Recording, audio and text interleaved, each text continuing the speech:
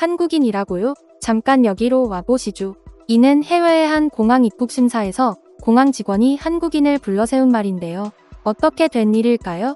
원래 한국의 여권 파워는 매우 강력해서 대부분 국가의 입국 심사는 프리패스였습니다.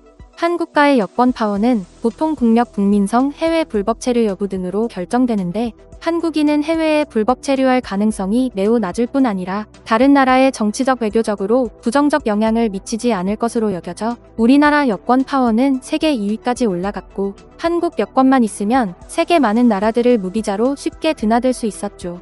하지만 최근에는 한국 여권을 소지한 이유로 제지당하고 심한 경우에는 몇 시간 동안이나 조사를 받기도 하는데요. 여권 파워가 강한 한국인이 바로 통과하지 못하고 제지당하는 이유는 무엇일까요? 그 이유는 바로 한국인인 척하는 외국인들 때문입니다. 최근 여러 커뮤니티에서 중국인들의 한국 여권 위조에 대한 영상이 이슈가 되고 있습니다.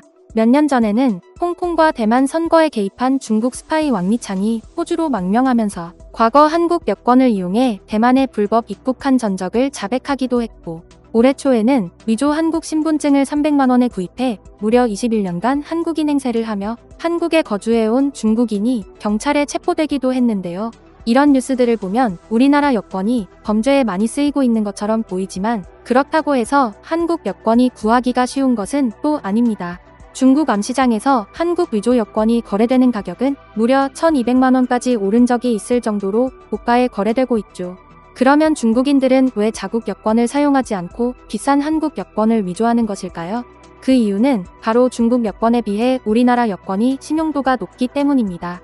한국인들은 해외에서 불법 체류할 가능성이 매우 낮고 방문 국가에서 정치적이나 외교적으로 부정적인 영향을 끼칠 우려가 없다고 평가받고 있어 한국은 웬만한 선진국이 아니고서야 무비자를 허용하지 않는 미국, 영국 등의 국가와도 무비자 협정을 체결하고 있는 등 세계 190여 개국을 입국 허가 없이 무비자로 입국할 수 있지만 이에 반해 중국은 무비자 입국 국가가 불과 80여 개국 밖에 되지 않기 때문이죠. 한국에서 태어난 우리가 피부로 느끼기는 힘들지만 한국 여권의 파워는 생각보다 강한데요. 한국 국적을 취득한 시리아 변호사 압둘 와합은 한국 여권을 받고 놀랐다며 차이가 큰 한국 여권과 모국 시리아 여권을 비교해 이목을 집중시키기도 했습니다. 압둘 와합은 시리아 여권으로 갈 수 있는 나라가 5개국 밖에 없고 심지어 시리아에서 여권을 발급받으려면 한국 돈으로 100만 원 이상이 들지만 한국 여권은 많은 나라들을 무비자로 갈 수 있고 5만 원이면 빠르게 여권을 받을 수 있다고 설명했죠. 그는 자신을 대신해 여권을 연장해주다 감옥에 갇혔던 가족 이야기도 소개했는데요.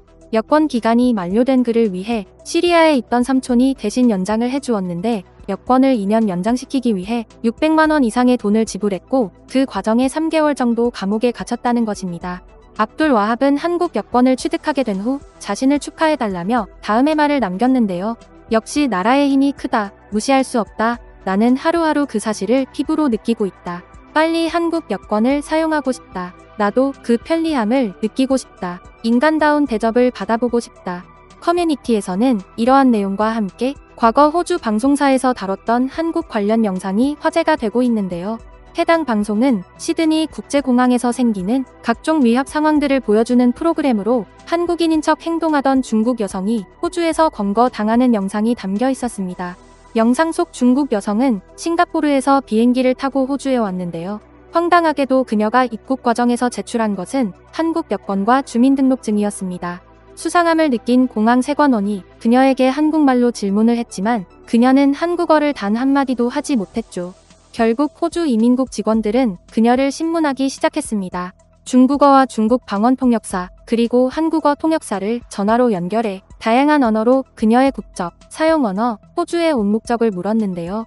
하지만 그녀는 알아듣지 못하는 것인지 단 한마디도 하지 않은 채 침묵을 유지했습니다. 계속되는 그녀의 침묵에 막막함을 느낀 직원들은 그녀의 국적과 목적을 알아내기 위해 그녀가 가지고 있는 가방과 소지품까지 검사했지만 여행객 치고는 옷이 별로 없다는 것 외에는 별 다른 소득이 없었죠. 결국 직원들은 그녀가 가진 한국 여권과 신분증의 진위 여부를 검사했는데요. 검사 결과 한국 여권과 신분증 모두 위조된 것이었습니다. 신분증은 컴퓨터로 인쇄한 듯 점들이 찍혀 있었고 여권은 찍혀있는 한국 도장이 흐릿할 뿐만 아니라 전체적으로 퀄리티가 떨어졌죠. 또 여권의 사진을 제거하고 다른 사진을 부착하는 과정에서 화학적 손상이 있었는지 UV빛을 비추었을 때 손상의 증거인 형광빛이 선명하게 보이기까지 했는데요. 이에 그녀의 여권과 신분증이 위조된 것임을 100% 확신한 호주 이민국 직원들은 전화로 통역사를 대동해 여권과 신분증을 검사했음을 알리고 다시 그녀를 취조하기 시작했습니다. 중국 여성은 아프다는 핑계를 대며 상황을 모면하려고 했지만 의사까지 동원한 채 계속되는 조사에 결국 자포자기했는지 이내 울음을 터뜨리고는 마침내 여권과 신분증이 위조된 것을 인정하고 중국어로 말을 하기 시작했는데요. So, can you tell me where did you purchase the passport? She bought it in Beijing. 그녀는 위조된 한국 여권과 신분증을 중국 베이징에서 구입했으며 위조 여권을 구입하기 위해 약 2만 위안 가량을 지불했다고 밝혔고 자신이 호주에 온 이유는 일자리를 얻기 위해서라고 털어놓았습니다.